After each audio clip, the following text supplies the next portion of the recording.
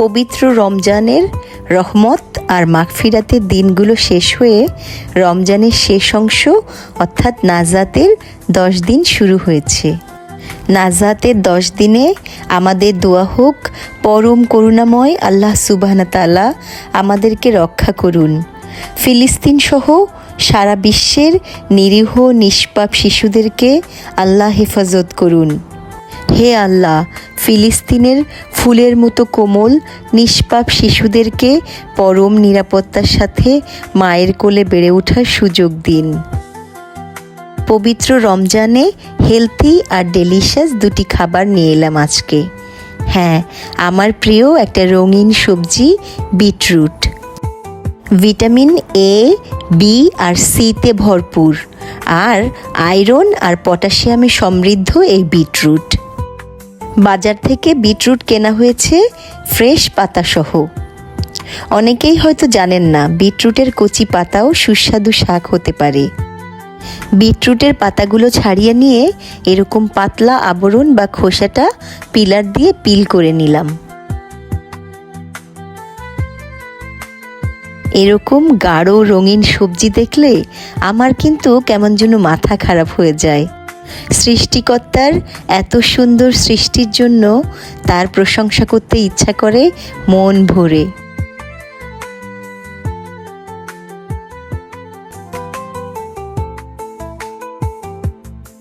Knife দিয়ে পাতলা slice করে এরকম করে কুচি করে নিতে হবে। খুব বেশি মিহি কুচি না করে এরকম জুলিয়ান কাট করে নিলে ভাজির সৌন্দর্য আর স্বাদ থাকবে অটুট।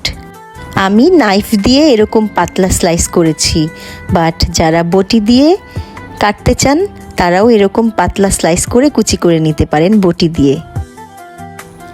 আমি জানি না বিটরুট সবজি হিসেবে বাংলাদেশের সব ঘরে কতটা জনপ্রিয়। আমাদের বাসায় কিন্তু আমরা ছোটবেলা থেকেই এই বিটরুট ভাজি খেয়েছি। স্পেশালি শিশু আর মেয়েদের জন্য রিকমেন্ড করার মতো উপাদেয় একটা সবজি।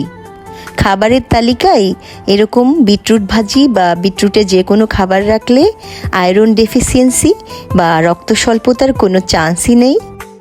এছাড়াও গাঢ় রঙের সবজি, তাই ভিটামিন এ, বি আর সিতে সমৃদ্ধ, যা আপনার চোখ আর স্কিনের জন্য পুষ্টিতে অনন্য। অস্ট্রেলিয়ানদের বিটরুট কাঁচা খাওয়ার রীতি সালাদ হিসেবে, অথবা পাতলা স্লাইস করে সুশি অথবা স্টিমড স্লাইস বিটরুট স্যান্ডউইচের ভিতর দিয়েও খাওয়া হয়। 2টা শুকনা মরিচ ছিঁড়ে তেলের মধ্যে দিয়ে একটু ভেজে নিলাম। শুকনা মরিচটা উঠিয়ে রেখে তেলের ভিতর রসুন কুচি দিয়ে একটু লাল করে তারপর পেঁয়াজ কুচি দিয়ে দিলাম পরিমাণ মতো।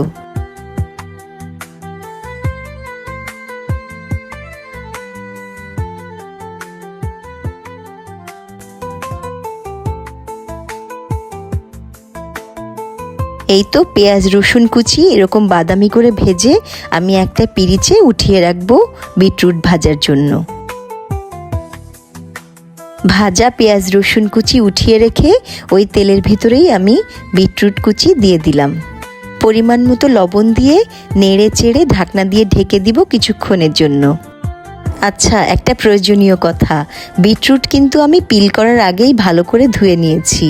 কুচি করার পরে আর কোনোভাবেই ধোয়া যাবে না, তাহলে এত সুন্দর রং সবই ভেস্তে গিয়ে পানির সাথে চলে যাবে। মিডিয়াম আঁচে একটু পরপর নেড়ে চেড়ে ঢাকনা দিয়ে ঢেকে এটাকে একটু নরম হতে দিতে হবে। এই তো প্রায় 15-20 মিনিটের মধ্যে বিটরুট ভাজিগুলো নরম হয়ে গেলে ভেজে উঠিয়ে রাখা পেঁয়াজ রসুনগুলো আমি এর মধ্যে দিয়ে ভালো করে নেড়ে চেড়ে নামিয়ে ফেললাম। দেশ থেকে বহু দূরে এসে অবহেলার সেই লাল শাককে খুব মিস করি যখন তখন। এই রঙিন গাঢ় লাল বিটরুট ভাজি আমার মনের স্বাদ মেটায়। খেতে কিন্তু মিষ্টি মিষ্টি। আমার কাছে বিটরুট ভাজি অন্য অনেক ভেজিটেবলের মাঝে স্বাদে অনন্য। গরম ভাতের সাথে এরকম রঙিন বিটরুট ভাজি একটু লেবুর রস নিয়ে মেখে খেতে না খেলে কেউ বুঝতেই পারবেন না এর স্বাদ কতটা অনন্য। এবার দেখাবো বিটরুটের পাতা বা বিটরুট শাক ভাজি। দুটো রান্নারই কিন্তু উপাদান একই রকম। পেঁয়াজ, রসুন কুচি আর শুকনা মরিচ, সামান্য লবণ, তেল, এই তো। এরকম করে বিটরুটের পাতাগুলোকে ছাড়িয়ে নিলাম। কি সুন্দর গাঢ় রঙিন সবজি, কি সুন্দর গাঢ় সবুজ, তাই না? এত সুন্দর কচি সবুজ পাতাগুলোকে কি ফেলে দিতে ইচ্ছা করে? তাই শাক হিসেবেই রান্না করে ফেললাম। সিঙ্কের মধ্যে বেশি করে পানি দিয়ে এরকম ডুবিয়ে 2 বার করে ধুয়ে ফেললাম।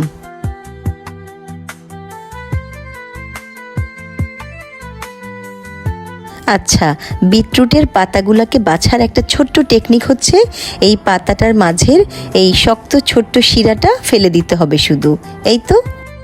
খুব দ্রুত হাতেই মাঝের এই অংশটা আমি ফেলে দিচ্ছি। আমার একটা সহজ সরল স্বীকারোক্তি হচ্ছে, গুছিয়ে কাজ করলে খুব একটা সময় লাগে না কোনো কাজ কমপ্লিট করতে। ফুল টাইম অফিস, নিজের পড়াশোনা, নিজের শিশু পালন, এত কিছুর মাঝেও কিন্তু এরকম ফ্রেশ রঙিন শাক আর প্রচুর পরিমাণে সবজি খেতে আমি একেবারেই ভুলি না। বিটরুটের শাকগুলোকে ধোয়ার পরে সুন্দর করে পানি ঝরিয়ে নিয়ে চপিং বোর্ডের উপরে আমি এরকম চপ করে নিচ্ছি কুচি কুচি।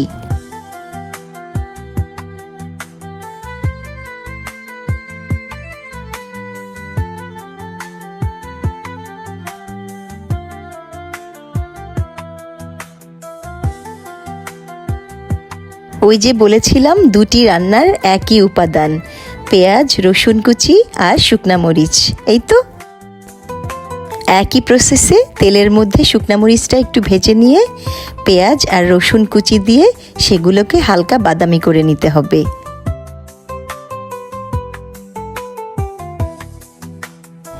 সবুজ শাকের সবুজ রঙটা এনহ্যান্স করার জন্য খুব সামান্য একটু হলুদও কিন্তু আপনি পেঁয়াজ রসুন ভাজার সাথে দিয়ে দিতে পারেন। এবার এই পেঁয়াজ রসুন ভাজার মধ্যেই আমি কুচি করে রাখা শাকগুলো দিয়ে পরিমাণ মতো লবণ দিয়ে নেড়ে চেড়ে দিয়ে ঢাকনা দিয়ে ঢেকে দিব। মিডিয়াম টু হাই আছে ঢাকনা দিয়ে ঢেকে বারবার নেড়ে চেড়ে দিয়ে এরকম প্রায় 15 থেকে 20 মিনিটের মধ্যেই আমার রান্নাটা কমপ্লিট। রমজানে ভাজা পোড়া মশলাদার খাবার এড়িয়ে এরকম স্বাস্থ্যকর আবার মজাদার খাবার খেয়ে রোজা রাখলে সারাদিনে পেটে অশান্তির কোনো কারণই নেই।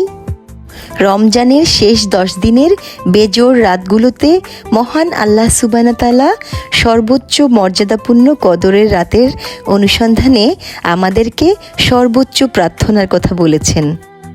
কদরের রাত পবিত্র কোরআন নাজিলের রাত। কোরআন নাজিলের রাতে পরম করুণাময় আল্লাহ সুবহানাহু ওয়া তাআলা আমাদের সকল গুনাহ মাফ করুন, আমাদেরকে ক্ষমা করুন। ভিডিওটা সময় নিয়ে দেখার জন্য ধন্যবাদ। আসসালামু আলাইকুম। সকলের জন্য অনেক দোয়া আর ভালোবাসা।